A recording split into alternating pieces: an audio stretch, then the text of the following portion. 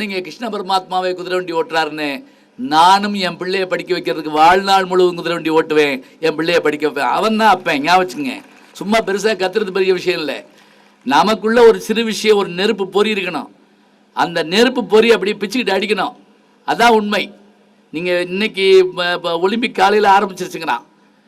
இந்த ஒலிம்பிக்கில் சாதிக்க போகிறவனுடைய வாழ்க்கையை நீங்கள் யோசிச்சு பாருங்கள். 5 வருஷமாக என்ன பாடுபட்டிருப்பான்.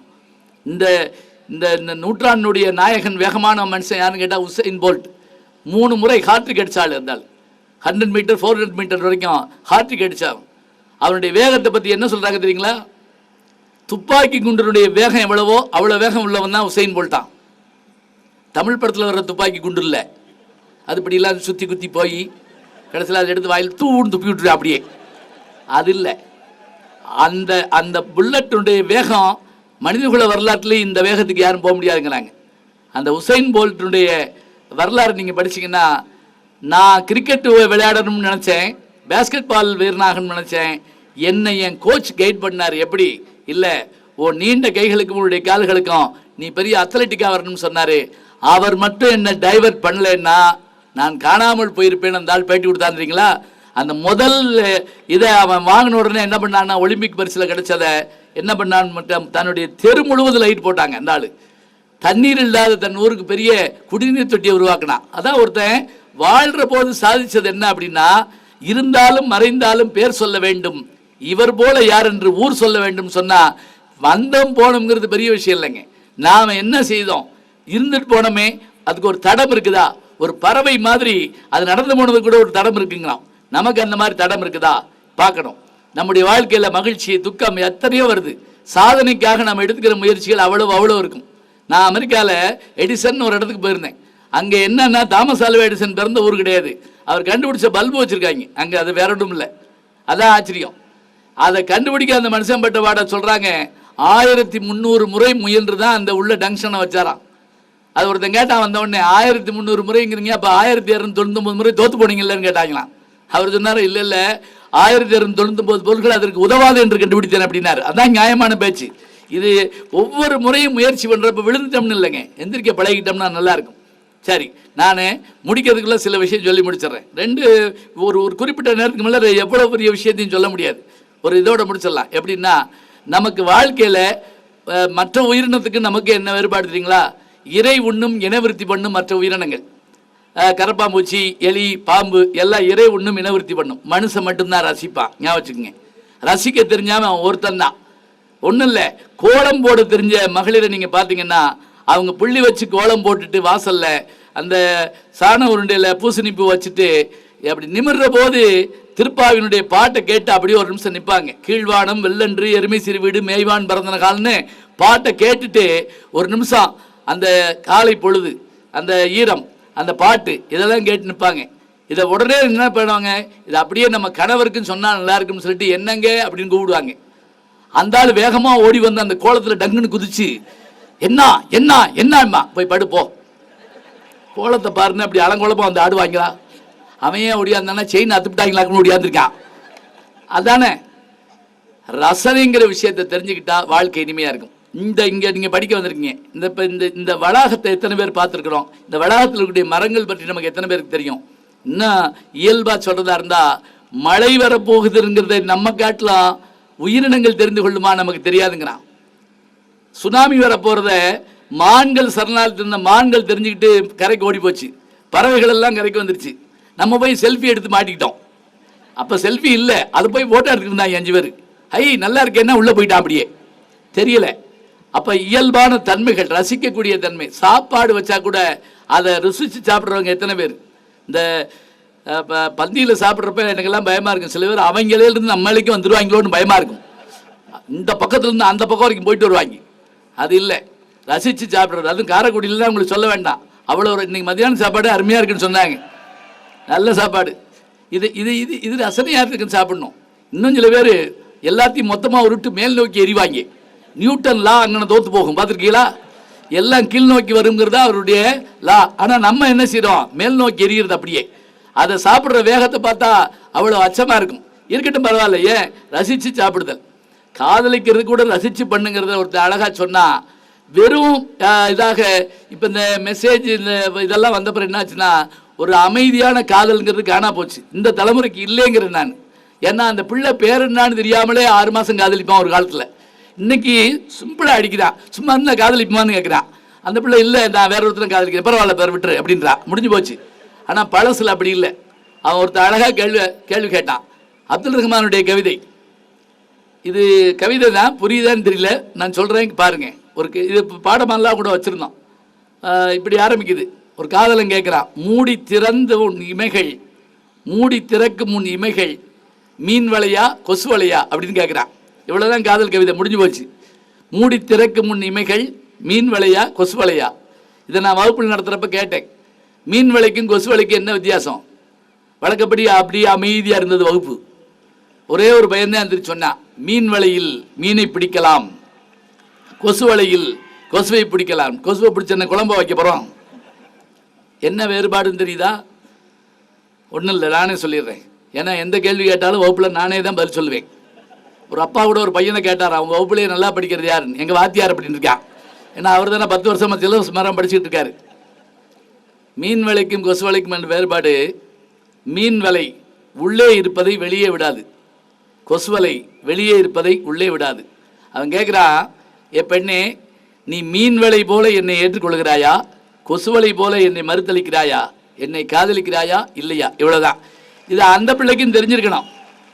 அது பாட்டுக்கு ஐயா என்னையை பார்த்து என்ன கேள்வி கேட்டான், மீன் வலையா கொசு வலையான்னு சொல்லி திருப்பாச்சி சேருவாளை தீட்டிட்டு எல்லா கோஷ்டி வந்துடப்படாது. ரசனை என்பது தான், அது சின்ன விஷயம்தான். இன்னும் சொல்ல போனால் காத்திருத்தல்கள்ங்கிறது காதலில் பெரிய விஷயம்னு சொல்லுவான். ஒரு காதலன் ரொம்ப நேரம் காத்திருந்தான் குறிஞ்சி நிலத்தில், மலை சார்ந்த இடம். மாலை வரைக்கும் அந்த பெண்ணு வரல, இருட்டிருச்சு, போயிட்டான். மறுநாள் வந்து என்ன நினச்சான், அவளோட பேசக்கூடாதுன்னு நினச்சான். மறுநாள் வந்த உடனே என்ன சொன்னான், நான் அவன்கிட்ட பேச மாட்டேன் அப்படின்னு பேசினான். ஏன்னா வேற எப்படியும் பேசலாம் ஆகணும். ஏன்னு கேட்டா, நேற்று ஏன் வரல? உடனே அவன் சொன்னான், இல்லை நான் வந்தேன். இல்லையே, நான் இருட்டின பிறகு உட்காந்துருந்தேன், உன்னை காணமே. இல்லை நான் வந்தேன், வந்தபோது சில செயல்பாடுகள் நடந்தது, அதனால நான் வந்து உன்னை சந்திக்கலை. என்னன்னு கேட்குறான். அவன் சொல்கிறா, நான் உன்னை பார்க்க வந்தேன், அப்போ வெட்டியதால் விழவில்லை, வெட்டாமல் இருந்திருந்தால் விழுந்திருப்பேன், செத்ததால் சாகவில்லை, சாகாமல் இருந்திருந்தால் செத்திருப்பேன், வந்ததால் வரவில்லை, வராமல் இருந்திருந்தால் வந்திருப்பேன்னா. ஓடி போய் கையை பிடிச்சிக்கிட்டான். ஒரு நாளில் நீ என்னை பார்க்கலன்னா லூஸ் ஆட்டம் பேசுறிய அப்படின்னா. அவன் சொன்னா, நீ தான் லூஸ் ஆட்டம் பேசுகிற, நான் சொல்கிறத நீ இன்னும் புரிஞ்சுக்கல. இப்போ கூட ஒருத்தர் கத்துனார் கூடால, ஒரு வார்த்தை கூட அவர் வாங்கிக்கலைங்கிறது எனக்கு ரொம்ப வருத்தமானது ஒன்று. தமிழ்நாட்டில் தமிழுக்கு தானே மரியாதை இல்லை. இப்போ நான் இங்கிலீஷ் பேசியிருந்தேன்னா பயம் வந்து உட்காந்துருப்பீங்கல்ல பேசாமல். யோசிச்சு பாருங்க, யாரை பார்த்து ரொம்ப பயப்படுவோம் தெரியுமா? விடாமல் இங்கிலீஷ் பேசினா போதும், நீங்கள் சொல்கிறதெல்லாம் சரிதான் பேசாமல் உட்காந்துருப்போம். அதுவும் கேள்வி கேட்க சொல்லிட்டோம்னா உயிரே போயிடும் நமக்கு. இங்கே அப்படி இல்லை. நான் சொல்கிற விஷயத்தில் ஒன்றாவது புரிஞ்சுன்னா நமக்கு போதும், அதுதான் உண்மை.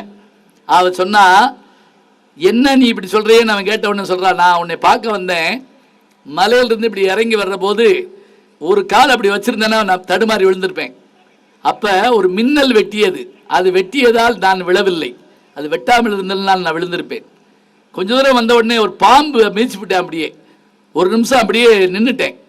ஆனால் நல்ல வேளை அது ஏற்கனவே செத்திருந்திருக்கு, அது செத்ததால் நான் சாகவில்லை, அது சாகாமல் இருந்திருந்தால் நான் செத்திருப்பேன். கீழே வந்துட்டேன். அதுக்குள்ளே எங்கள் அப்பாவுடைய தேரின் ஓசை கேட்டது, காரின் ஓசை கேட்டதுன்னு சொல்கிறோம்ல, எங்கள் அப்பாவுடைய தேர் வரதை பார்த்தேன். அவர் வந்ததால் நான் வரவில்லை, அவர் வராமல் இருந்திருந்தால் நான் வந்திருப்பேன்னு சொன்னால் பேசுவதற்கும் புரிந்து கொள்வதற்குமான செய்திகளை குறைஞ்சபட்சம் நம்ம தெரிஞ்சுக்கிறணுங்க. வெளிநாடுகளுக்கு போயிட்டு வர்றப்ப என்ன தெரியுமா கவலைப்படுவேன் நான், அங்கே அமெரிக்காலேயோ லண்டன்ல ஆஸ்திரேலியாலேயோ எல்லார் வீட்லையும் பேசிக்கிட்டு இருக்கப்போ உங்களுக்கு ஏதாவது கவலை இருக்கான்னு கேட்பேன். அங்கே இருக்க தாய்மார்கள் சொன்னாங்க, கவலையெல்லாம் ஒன்றும் இல்லைங்க, ஒரே ஒரு வருத்தம், இங்கே பிறந்த பிள்ளைகள் அப்பா அம்மா தாத்தா பாட்டி திங்கக்கிழமை முருங்கைக்காய் முருகேன்னு சொல்ல மாட்டேங்குதுங்க.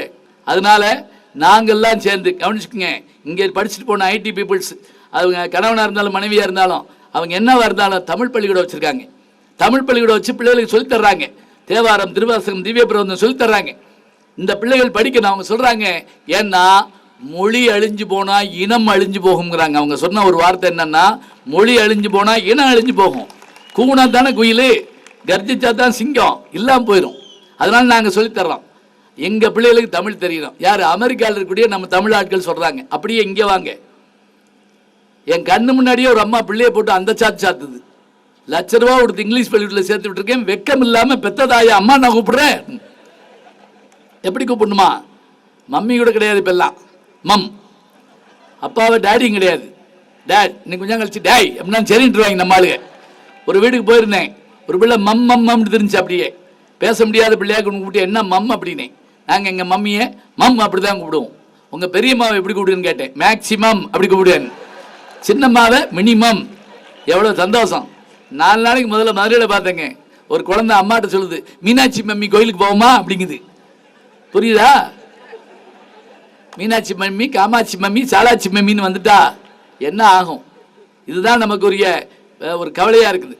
ஒரு மொழியை நான் முதல்ல கேட்டேன்ல, ஸ்லேடே புரியுதான்னு. ஏன் தெரியுமா? புரிஞ்சு வாழ்றது. கல்வி படிக்கிறது சம்பாதிக்கிறதுக்குன்னு யாருங்க சொன்னா? அனுபவிக்க வேண்டாமா? 4 பேர் உட்கார்ந்து ஒரு விஷயத்தை சொல்லி சிரிச்சா எவ்வளோ அழகாக இருக்கும். என் நண்பர் கமலஹாசன் நான் ஏன் அடிக்கடி சொல்லுவேன் தெரியுங்களா? 2 பேரும் பேசுகிற போது அவ்வளோ அழகான விஷயங்களை எடுத்து சொல்லுவோம். இப்போ இந்த விஸ்வரூபம் செகண்ட் படம் இதில் எடுத்துகிட்டு இருந்தாங்க. கொடைக்கானல்ல என்னை வர சொல்லியிருந்தார். நான் குடும்பத்தோடு போயிருந்தேன். அப்போ அவருடைய கார் ஆக்சிடென்ட் ஆயிடுச்சு. அதோடு அதையும் கேட்டு வந்துட்டு போனேன். நான் போன சீனில் மேலேருந்து ஓடி வர்றார் அவர். முகமெல்லாம் காயமாக இருக்குது. அப்புறம் அந்த ஷூட்டிங் பிரேக்கில் சாப்பிட்ற வரைக்கும் உட்காந்தோம். நான் அப்போ அவர்கிட்ட கேட்குறேன், இந்த காயத்தை பார்த்துட்டு, இந்த உங்கள் கார் ஆக்சிடெண்ட் ஆயிடுச்சுன்னு சொன்னாங்க, முகமெல்லாம் காயமாக இருக்கே, என்ன ஆச்சு அப்படின்னு கேட்டேன்.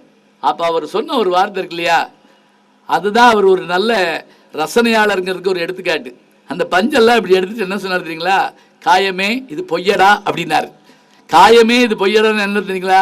சித்தர் பாடின பாட்டு அது. காயமே இது பொய்யடா, வெறும் காற்றடைத்த பையடா. இது பொய்யல, இதுக்கு மேக்கப்புங்க அப்படிலாம் சொல்லலை. காயமே இது பொய்யடான்னு நான் தமிழாசிரியர்னு தெரிஞ்சுக்கிட்ட உடனே டக்குன்னு அவர் சொன்ன உடனே எனக்கு புரியுது. ஒரு விஷயத்தை புரிஞ்சுக்கிட்டா தான் அதனுடைய அருமை நமக்கு தெரியும். அவ்வளோதான் நம்ம பேச வேண்டிய விஷயங்கள். வேறு ஒன்றும் இல்லை. ஏன்னா நீங்கள் எல்லாரும் பாட்டு கேட்கவும் சந்தோஷமாக இருக்கவும் நினைக்கிறீங்க. அந்த சந்தோஷத்தோட நமக்கு முன்னோர்கள் இங்கே படித்தவர்கள் 91 பேட்ச் இன்னைக்கு என்ன செஞ்சுட்டு போயிருக்காங்கன்னு பார்க்குறோம். 2 நாளைக்கு முதல்ல ஒரு இதுக்கு போயிருந்தேன், இதே மாதிரி அலுமினி. அவங்க ஒரு 50 லட்ச ரூபா உடனே மேடையில் வசூல் பண்ணி ஒரு 20 பிள்ளைகளை படிக்க வச்சாங்க. 1956 பேட்ச் ஒன்று இப்போ ஏலகிரியில் என்னை கூப்பிட்டுருந்தாங்க பேசுறதுக்கு. அவ்வளோ பேரும் உலக நாடுகள்னு வந்திருக்காங்க. எல்லாருக்கும் வயசு 75. ஞாபகம் வச்சுக்கோங்க. 56ல் முடிச்சிடுறாங்க அவங்க. 56ல் முடித்த பொறியாளர்கள் 75 வயசு 80 வயசு. அதில் ஒருத்தர் சொன்னாங்க, உலகத்தில் இருக்கக்கூடிய அற்புதமான பாலங்களை பூரா கட்டினவர் யாருன்னா அவர் தானா.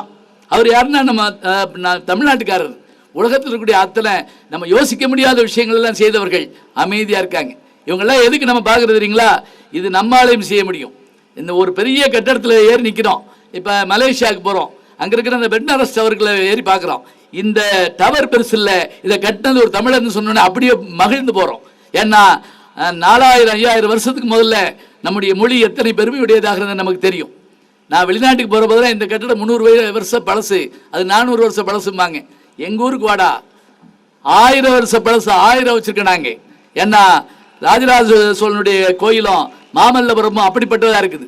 அதுதான் அதனுடைய உண்மையிலும் உண்மை. ஆயிரங்கால் மண்டபத்தில் தட்டி பார்த்தா உள்ள ஓசை கேட்கும். NS கிருஷ்ணன் மதுரைக்கு வந்திருந்தார். அப்போ அவர்கிட்ட கூப்பிட்டு இந்த இசைத்தூணை காமிச்சாங்க. இந்த பார்த்தீங்களா, தட்டி பாருங்க. அவர் தட்டி பார்த்துட்டு சொன்னார், இந்த பாருங்க, தும் தும் பம் பம் தீம் தீம் தோம் தோம் அப்படின்னாரு. என்னன்னு ஒன்றும் புரியல. எழுதுங்கன்னாரு. எழுத சொன்னாங்க. எழுதுனாங்க. தும் தும் பம் பம் துன்பம், தீம் தீம் தோம் தோம் தீர்ந்தோம், துன்பம் தீர்ந்தோம் துன்பம் தீர்ந்தோம். இசையை அனுபவித்தால் துன்பம் தீர்ந்து போகும் என்பதை கல்லுக்குள் வடித்து வைத்திருக்கிறான் தமிழன்னு சொன்ன அந்த கலைவாணன் NS கிருஷ்ணன் அவன் அடிச்சு வச்சான் இல்லையாங்க, சொல்லி காமிச்சாங்க. இந்த பாட்டு கேட்குற போது நீங்கள் நினச்சிக்கங்க, பாட்டு கேட்குறப்ப இசை மட்டும் இல்லைங்க, பொருள் தெரிஞ்சால் நல்லா இருக்கும். சொல்லிய பாட்டின் பொருள் உணர்ந்து சொல்லுவார். கண்ணாசம் பாட்டு கேட்குறப்ப என்ன சந்தோஷம் தெரியுமா? வெறும் பாட்டு இல்லை, அதுக்குள்ளே இருக்கக்கூடிய ஒரு சின்ன விஷயம் நம்மளை அப்படியே ஒழுப்பி எடுத்துரும். ஆக நல்ல விஷயங்களை ரசித்து அனுபவித்து நாமும் ஏதாவது செய்ய வேண்டும் என்ற நினைப்பிற்காக சங்கம் 91 அவர்கள் இன்னைக்கு அருமையான விழாவை தந்திருக்காங்க. செவிக்கு உணவில்லாத